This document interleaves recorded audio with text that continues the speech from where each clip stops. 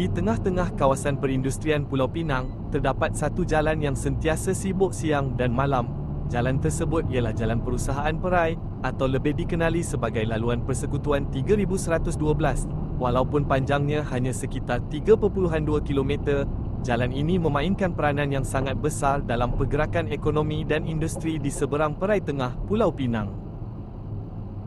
Jalan ini menjadi laluan utama yang menghubungkan kawasan industri, pusat komersial, lori kontainer, pekerja kilang dan ribuan kenderaan setiap hari.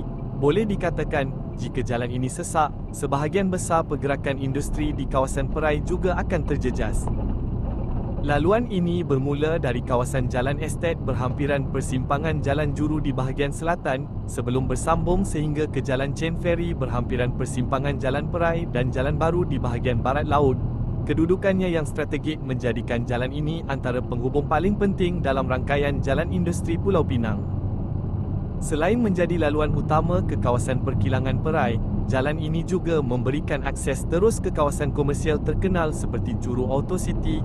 Kawasan tersebut sering menjadi tumpuan orang ramai kerana terdapat pelbagai restoran, pusat jualan kenderaan, hotel dan premis perniagaan moden.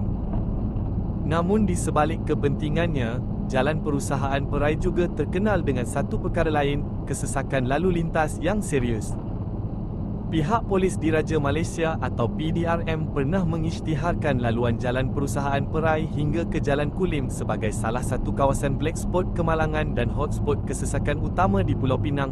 Setiap hari, terutama pada waktu pagi dan petang, ribuan pekerja kilang keluar masuk secara serentak ketika pertukaran shift berlaku. Keadaan ini menyebabkan trafik menjadi sangat perlahan, terutama di persimpangan utama dan kawasan lampu isyarat.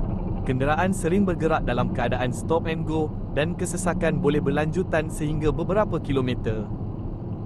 Pada waktu luar puncak pula, jalan ini tetap sibuk dengan kehadiran lori besar dan trak kontainer yang membawa barangan keluar masuk dari kawasan industri dan pelabuhan. Ini menjadikan Jalan Perusahaan Perai sentiasa aktif hampir sepanjang masa. Bagi pengguna biasa, memandu di laluan ini memerlukan kesabaran dan tumpuan yang tinggi. Laluan yang padat, kehadiran kenderaan berat, serta pertukaran lorong secara kerap boleh meningkatkan risiko kemalangan jika pemandu tidak berhati-hati. Walaupun begitu, Jalan Perusahaan Perai tetap menjadi nadi penting kepada pembangunan ekonomi di kawasan Perai dan seberang Perai secara keseluruhan. Tanpa laluan ini, urusan logistik, penghantaran barang dan perjalanan ribuan pekerja setiap hari pasti akan terganggu. Jalan